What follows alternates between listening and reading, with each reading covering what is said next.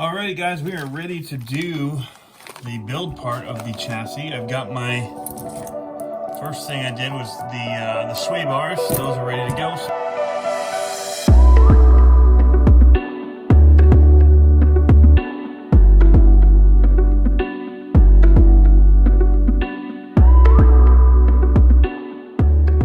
And I've just built the first sway bars. I don't know which spacers I'm gonna need yet.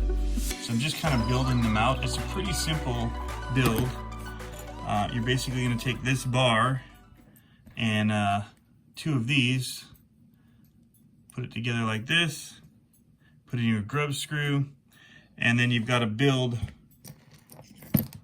There's another little baggie. All the parts you need are in that baggie, a kit of these, and you'll be able to build that out. So very simple. Gonna put this screw into here, and then this will screw into here, and you'll get two ends. This screw here, got to make sure that these are set up so that your mounting is on the inside, so it'll sit flush. Because you're gonna go inside out with this through and put the nut on. As you can see in the finished one, the actual arms go on the outside here on these particular ones, and your bolts go from the inside out. You can look on his website for the details on that, but assembly of these is actually really easy. Now we're just going to put in the chassis braces. I've gone and painted mine green, as well as my chassis is green. We're going Gravedigger with this.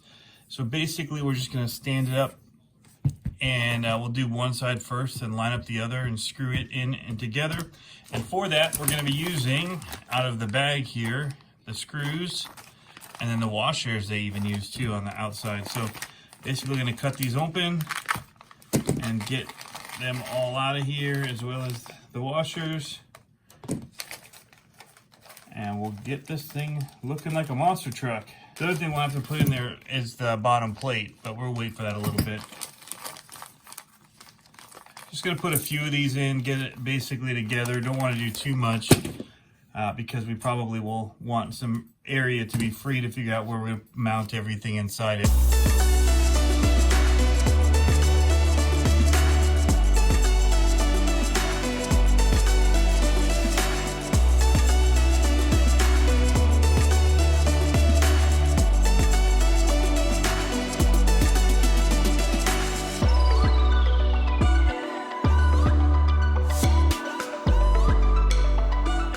Missing the hole on this one. This is upper brace, and I need it because I put my body mount on right there. There's like no getting around having that. I mean, it's a builder's one, so what do? We build.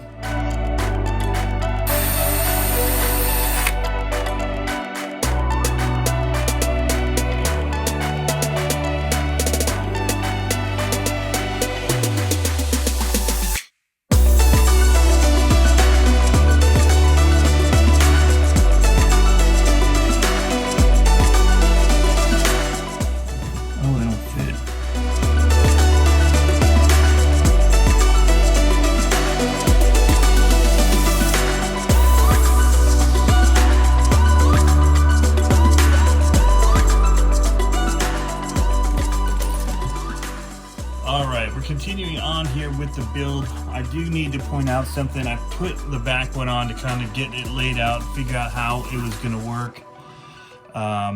Because there's a couple things that we do have to notice. First of all, the sway bars don't fit through, so we're going to have to do some drilling, make these a little bigger wherever it's going to go. I think it's probably going to go right here, is my guess.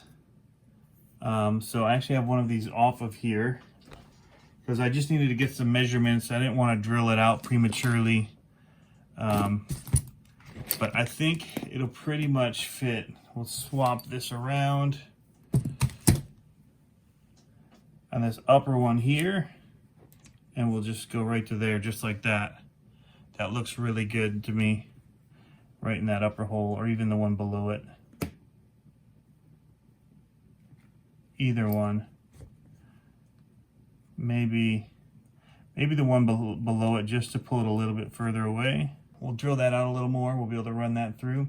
But what I wanted to talk about was links. There are two different size links. I thought the longer would go on the bottom. I wasn't really sure. When you look at an SMT-10, they're actually about the same length, as you can see here. This is an upper one and this is a lower. That is an option if you want to run their trailing arms. They do come with trailing arm options. And get rid of the rod one. I want it to be more scale, and so that's why I went this option. And I had to figure it all out, and I think I've got some mounting holes that I like here. I could maybe go a little higher with this. We'll see when we put the drive shaft in. If it hits here, that'll be the question mark. We might want to raise that up just a little bit into one of these upper holes, and that's something you just got to play with a little bit. But I did, when I mounted these, I used, instead of nuts on the inside, I did run more chassis braces as a mounting bracket, or the inner part of that, because they were extras, and so I'm using it for now for that. So I have the short ones on the front, which we have to mount now to our axle. Before I do that, I'm going to do the upper ones because they're easier to do when you have it off like this.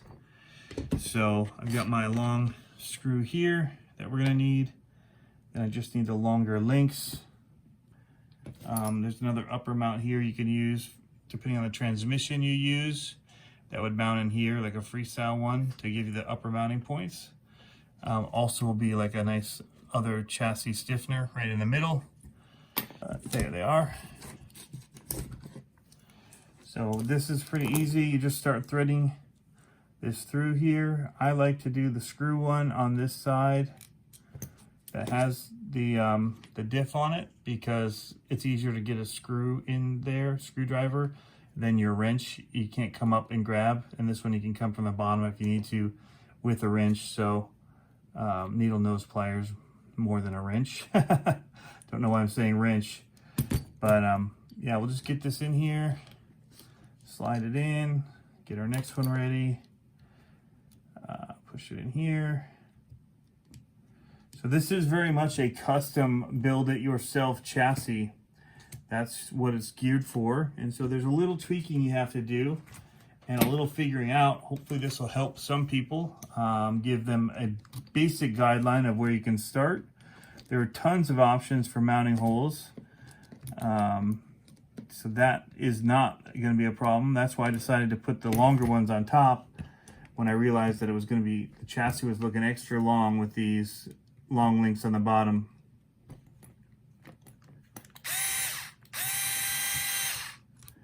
Come on now. So I've just been messing around with it, and I'm pretty happy with how it is there. Again, I might go a little higher. It does look a little low. I was kind of eyeballing it.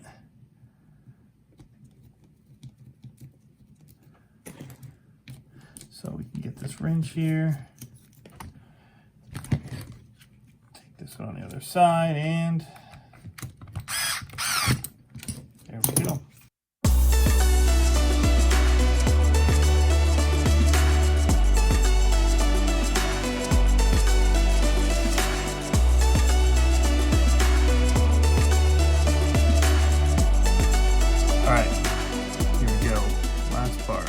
Two down, two in.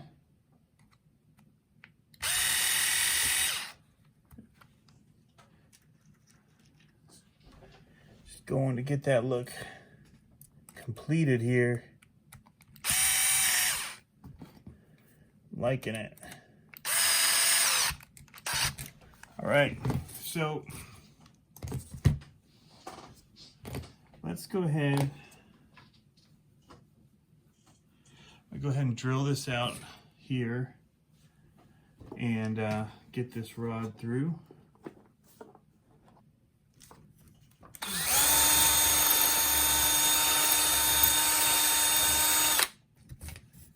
That worked here.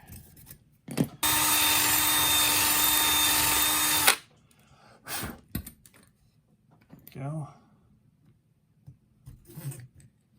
Nice. So I'm using the larger plastic spacers. They seem to be the right size for this chassis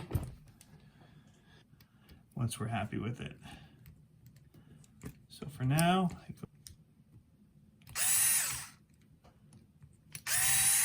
this APEP chassis is definitely a builder's kit. You have to do a lot of building and figuring things out with it. Again, there are no instructions. And the first thing I had to do is figure out what links went where. I tried the longer links on the bottom, shorter links up top. That didn't work. Flipped them around, longer links up top, but they went way up here. And when you'd compress this, the axle would twist so much from the length of that, just kind of pushing back, that it was just rotating what would be your drive shaft way up at crazy angles. So moving these around didn't really help because that length was still just going to push no matter what. So we cut this down by 10 millimeters, so 5 off on each side, which you need to do because they're threaded. So you don't want to just mark 10 millimeters and cut it off. You have to do 5 on each side in order to keep that nice tap that he's got in there. They are threaded really deep, so that is a good thing. But I recommend leaving quite a bit of threading, as much as you can on each side. That's why I did 5 from each side. Then I went to my grinder, stood them all upright, made sure they're the same height. If it's a little taller, I ground off more. But then I did also kind of just bevel the edges a little bit of it so that it wasn't sharp and it was a little cleaner. And then we played with a bunch of different spots of mounting it here. Up here, we tried this 4th hole. This seems to be the best one, which is from this cutout. It's 2 rows down and then 5 over. And I did that on both sides and on the other. So that seems to work. It does not really rotate that axle. Maybe the littlest bit still, but not much. And I could have, if I did go to this other one, it does tilt it down more to start. But I wanted that main angle, because I figure we're going to be sitting more like this, to kind of be pointing toward the, not have a big kink in it anyway, for the drive shaft going to the transmission, which will be seated up a little bit. So that was the kind of decision on that, having it, and that's how the SMTs are set up, with just that little kick on it. And yeah, it's going to be 4 steer. Because my steering kits like this are very dedicated to the pumpkin, it doesn't really work on the rear, so I'm leaving the stock one for now, and we may change that out. Stock shocks, SMT10. His sway bars actually look really good on here. That was the other thing when we were over another hole, is it felt like it was binding a little bit more. It wasn't, but there was like a push, and it just didn't feel as smooth. So it feels smoother on the, as far as suspension travel on that hole that I just described here, 5th one over. But yeah, I mean, overall, it feels like it's pretty good. And it looks like our servo should clear and give us full compression of the shocks, which is nice. But yeah, definitely a lot of work. I mean, I had to paint this chassis, so I started with an aluminum etching primer, painted it, enameled it. I did that as well to the cross members. I've not done anything. These are bare metal on the links and the sway bars still. You could use the trailing links, which I think a lot of this is based off of in 4, and probably these links are set to work with a little bit easier. But I wanted the more scale look with the on-axle shocks, actual trailing link, 4-link system like this, and it just meant a lot more work for me trying to figure out where everything goes. There's no instructions, no blueprint. Kind of look online on their website and see for sure. You can figure out how to do the sway bars from that, which are really easy anyway. Links kind of make sense. Everything is nicely managed in baggies like this, with the different parts that you need. There are extras as well, so that's good. Yeah, so it's been a lot of work. It's been a lot of trying to figure things out, and it's not for the faint of heart. You definitely will have to want to build this and do some work to make it exactly how you want. But I'm pretty excited about how it's turning out. I'm liking how the look is here. I like all the mounting options I do have. If I want to rearrange where I have different things put, you know, maybe kick this shock over a little bit more. We'll see. Anyway, that's where we stand so far. Next is figuring out how these 3D printed electronics trays and all that kind of mounted inside of here. There's one big one. It looks like it'll just sit in the middle for the battery. And we'll figure out how we're going to mount the rest of the electronics as well. I needed this to work on top, which is why I did have to drill it out. There was a hole missing in the chassis. As many as there are, there was one missing that I really needed right here. I had to drill out in order to fit this, because I want to put a piece of plastic here with Velcro. So I'll also put another piece, another cross member here. And after I get everything inside, and I'll put another piece of plastic, and I'll use that to mount Velcro to hold the body on. That's the plan, at least. So that is update number 2 on the JER APEP chassis. There are links in the description down below, guys, if you want to check this out, as well as the other chassis that they make.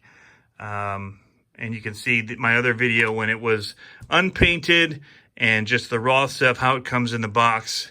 And then you need the parts in order to build it. So I'm doing AR60 axles because that's what I have. I had a builder's kit, and so I'm just using all of that. I'll be using that transmission as well, and the drive shafts from the builder's kit by Axial to complete this build. And then I've got a ton of different motors. I'll probably put a Castle system in it. But again, I did do 4 steer on here. I bought the attachments here, the extra pieces here, knuckles and like C-hub and all of that, in order to mount this. And I did order the extra bearings just to be safe that came in here. And I think that's it. The kit did have an extra mount already for the servo. I did not know that. I bought another one from Vanquish, but I did not end up using it because I found this sitting in the kit later before that even came in the mail. But this has been a long update telling you about this, but I'm excited about the progress that's being made. Basically, we'll build some drive shafts, put the transmission in, and then start working electronics on here. And hopefully we'll have a new freestyle monster truck, because we did go ahead and put some putty in those diffs, and it should be much more like a locker, which should be great for freestyle, which is what I'm building this truck for. And the body that I have for it, dun, dun, dun, is this Gravedigger body. It's going to sit up on here like so. It's going to look real good. I'm going to have to put some kind of mount here in the back as a support, so we'll figure that out as we go. Some kind of brace off of here, just to keep that elevated, but should look really sweet. Anyway, guys, thanks for tuning in for another update on this build, and we will catch you guys in the next video.